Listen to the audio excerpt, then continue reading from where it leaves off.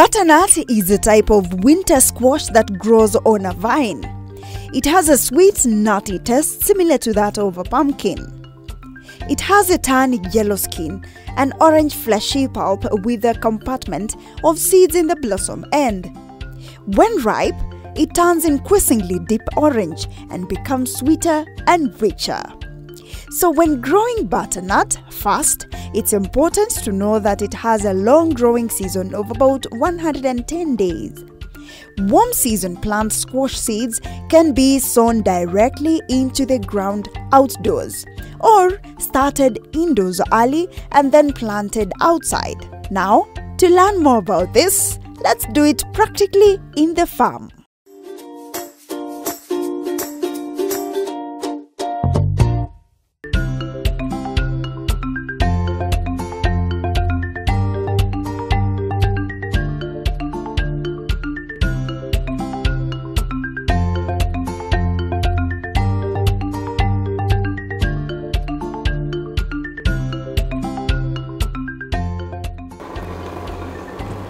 Thank you, Kehio.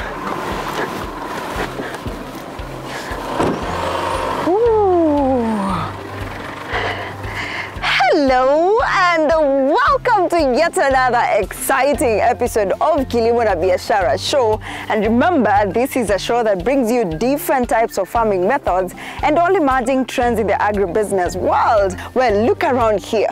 We have an amazing show lined up for you today. We want to focus on butternut. Most of you perhaps have used it as an additive in your soups or in your stews. So today we're going to learn more about this particular fruit. Shall we? Let's go.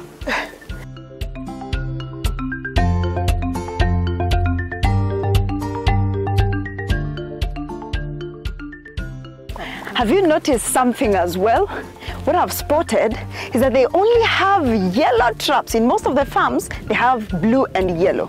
I'm so curious to know why they have that one particular trap. So let's find her.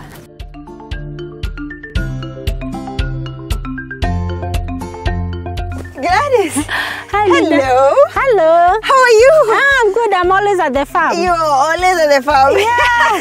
So these are the butternuts? They're easy. Wow! They are heavy. Very heavy. Good quality. Ziko mzito sana. Kabisa. Sasa, mimi nazionanga tu kwa soko. Let me put it down. Yeah. Gladys, now what's the difference between butternuts and pumpkin? Because they look so similar. Butternut, iko the same family na pumpkins. The family inaitwa Cucurbitaceae. Na zote ziko na the same growing conditions. The difference ni ati marenge ni round na hii iko na iko long. It has a longitudinal shape. Yeah, kuna yenye utapata iko na neck na ingine haina neck. So do they serve the same purpose? Yes, all of them are butternuts. The difference is in one of them is hybrid, the other one is open pollinated. Utapata kama waltham, it's open pollinated, but sasa kuna hybrids. Yeah, there is a difference. Sasa kwa growing, kwa production, sasa hapo ndio difference inakujia. Pumpkins I've seen in the farm, but butternuts not so much. Butternut ukinotice kama saizi ziko nyingi sana kwa soko. Umenotice kwa mama mboga zimejaa, hakuna mama mboga sahi hana pumpkins. Ukienda kwa supermarket sahi kuna butternuts na some bit of pumpkins. Iwa zinapandwa msimu wa mvua, zinakuwa na mvua but maturity yake sio zitakuwa after mvua imeisha because they need sunshine to mature. So at the end of the growing season, they will require about 6 to 8 hours of sunshine every day. So zina mature saa zile jua iko. That's why tunazipata saa hii kwa soko. Yeah. Zenye zilipandwa last season sasa ndio ziko kwa soko saa hii. Yeah. So what's the germination process of butternut? Butternut require very well fertile soil. They grow mostly in warm areas. If you plant them in cold areas, they will take a long time to mature, and they will not even be sweet. It's just like the pumpkins and the watermelons. They require a hot weather.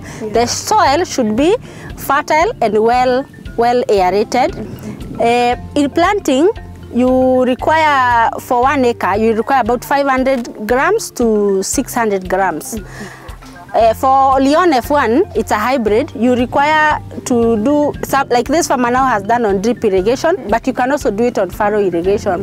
The spacing between one row and another is about 90 centimeters, but between one plant and another, it's 45 centimeters. This will give you enough space for the butternut. You know, it's a vine. It will be able to move along well, to have some space to grow, to have as many fruits as possible, and there will be a good area for you to work on when you are growing the crop. Now, after planting, what's the spraying regime? It's not a high, I would say it doesn't require a lot of attention, butternut, because what is very, very important is to know how to control the melon fruit fly. That is one of the major pests of butternut. You'll find some fruits, even here I'll show you, that have holes. They have some holes that have, this wasp lays eggs inside the butternut when it is very young. It will either rot when it is still very young, or the fruit will mature, but it will have a dent of that melon fly. And now that one will lower the quality. So the farmer should have in mind, when you plant, when they start flowering, make sure you have a way of controlling the fruit fly. The other problem you need to tackle very fast is a powdery mildew, which is a major disease in a Cucurbitaceae family, including this butternut. You need to know how to control powdery mildew. Spray area prophylactic to prevent. There is also another problem of botrytis, especially when it is wet. I told you there are farmers who plant with rainfall, so sometimes you'll find cases of botrytis. So you need to identify a good way of dealing with these two diseases, botrytis and powdery mildew. The other major pest is now the white flies. The white flies, these ones, they transmit viruses, and they like this crop very much. So what you do, like this farmer has put a lot of yellow trap. Yeah, I even noticed you have so many yellow traps here, not blue. Yeah, it's because of the white fly menace. It's a very serious pest in this crop. If you have white flies on butternut, you will not even, if you have upsurge, you may not even harvest anything. You will have problems of viruses. So this farmer is very wise. He has invested in the yellow traps, and you can see already, I hope you'll be able to show the farmer that we have a lot of them that have been trapped by this by these traps. Yeah. So mainly it's to prevent. Yeah, it's this one is for mass trapping.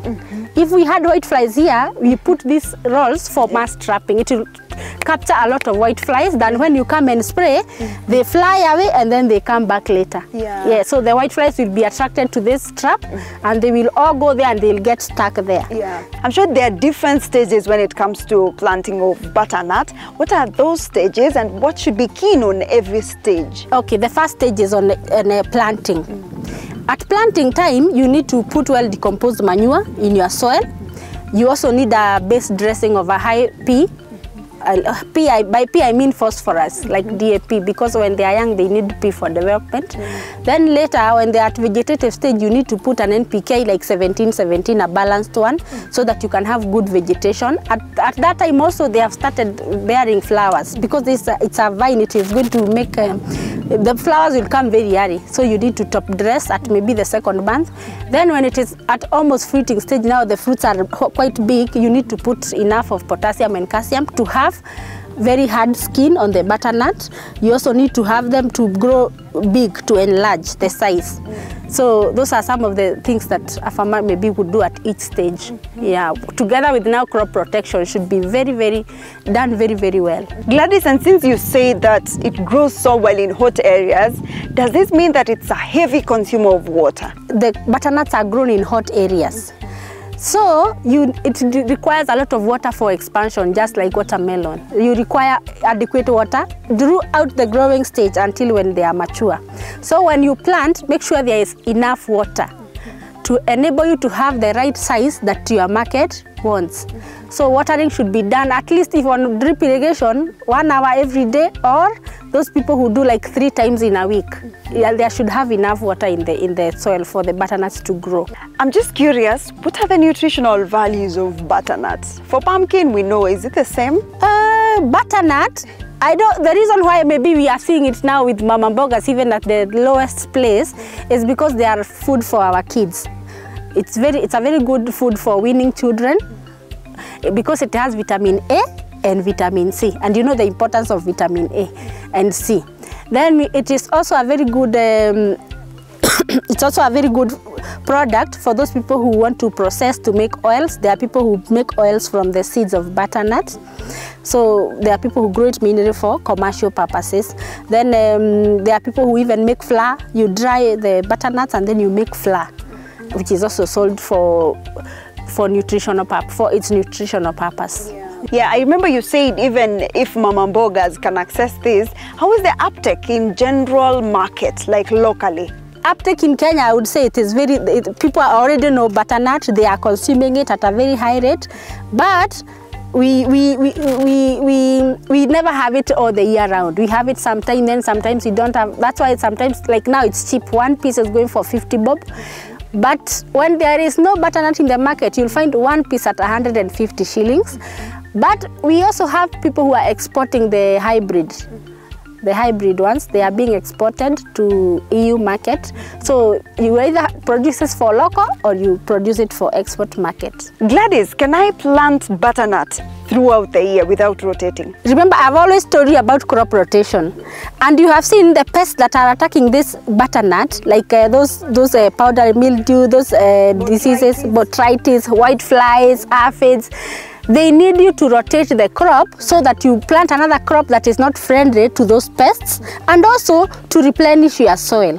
You remember, if you plant one crop continuously, it will always take the same nutrients throughout. So you need to change so that you can replenish the soil. And I advise farmers always to either you plant sun hemp. After you remove this crop, you plant sun hemp so you get green manure, or you improve the soil biodiversity and then you plant butternut. Or you can rotate it with other crops like maize. You can do beans. You can do onions, very good crop rotation, especially onions, because it is also going to cleanse your soil. So it is not good to plant the same crop throughout. Always do a rotation. Gladys, now, because I'm so green when it comes to identifying a nice butternut, is there a place here we can see which ones are grown nicely and which one is the good quality? Yeah, Linda, I can take you to the other side of the farm, and then I will show you how they look like when they mature. Okay, let's go. Yeah.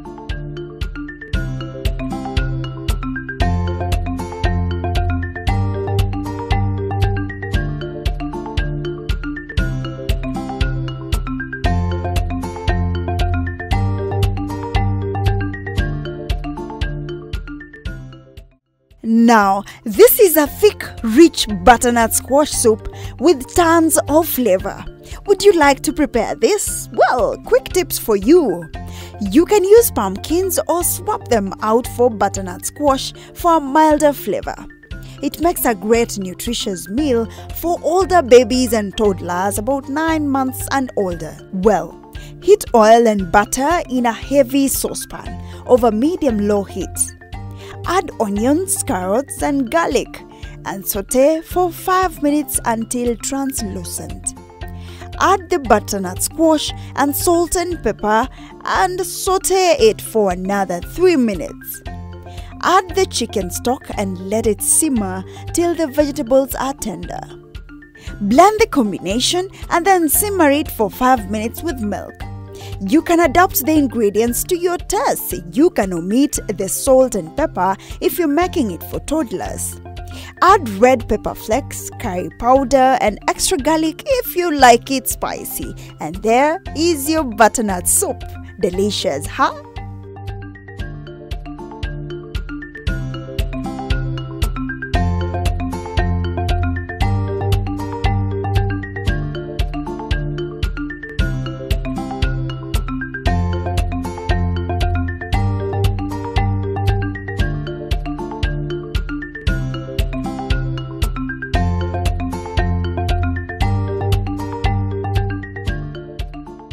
So Gladys, have you identified one over there?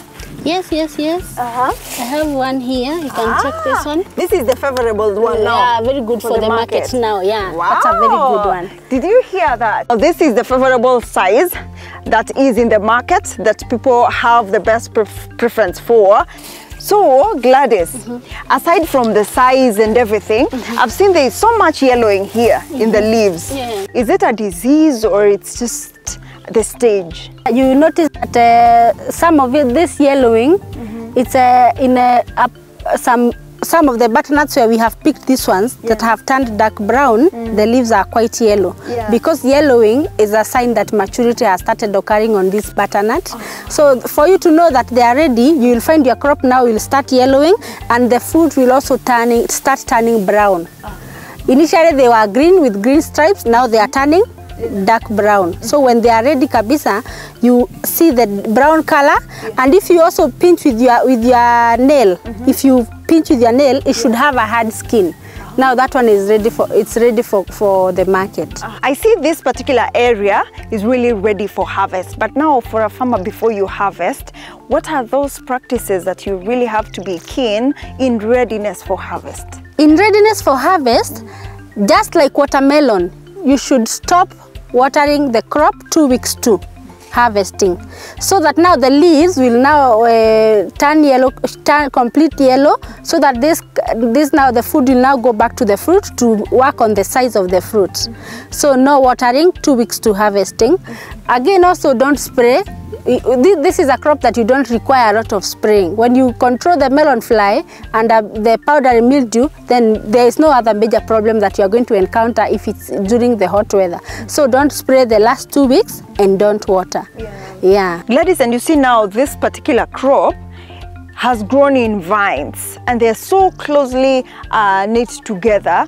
Does it spread diseases when they are so close like this? Yes, it's very easy but you need to do prophylactic spray. Spray early enough to avert these problems. If you encourage disease to grow in some section of the farm, it means you'll be doing spot spraying. That's exactly where the problem is. So spray very early on time to avoid development of these problems. Yeah. So once you've planted, is this a perennial crop whereby you will harvest severally? You will not harvest once because you harvest in size, depending also on the customers that you find. So you'll harvest the first grade 1, the ones that have no disease, they have no melon fly any bites. So those are grade 1. Then you continue grade 2, grade 3, and they have different prices. Yeah, so you start with grade 1 all the time.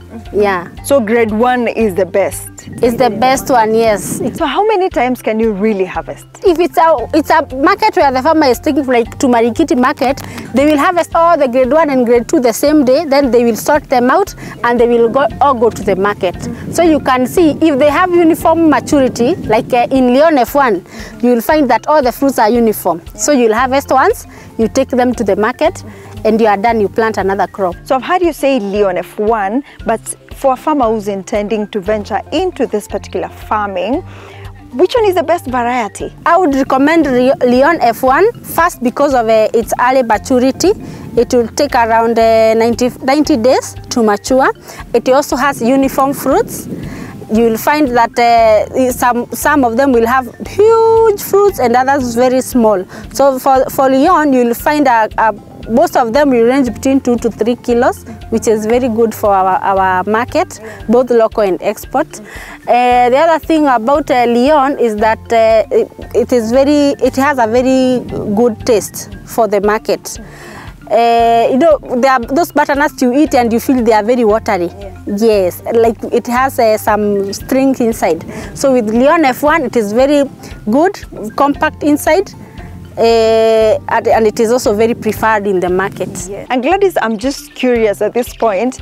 I want to know the capital needed, especially when you're starting, say, an acre. How much will I need? A basic farmer will require 80,000 to grow butternut to maturity. From seed to maturity, you require around 80,000 for 1 acre. But it will vary from farmer to farmer because of the products they are going to use for various stages, like the fertilizers, the crop protection products. They vary from one farmer to another. So we basically tag the cost at 80,000, but we know some can be lower, as low as maybe 50, but others will go higher if they use expensive products.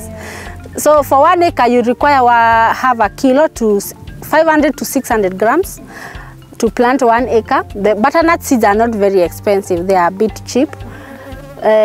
You also maybe what a farmer maybe now do is to buy some of these straps and put them in store for use when you need them. Yeah. But how are the returns on investment? For the open pollinated varieties, they take long to mature. They will take up to 120 days, and they will produce for you 5 to 6 tons of butternut.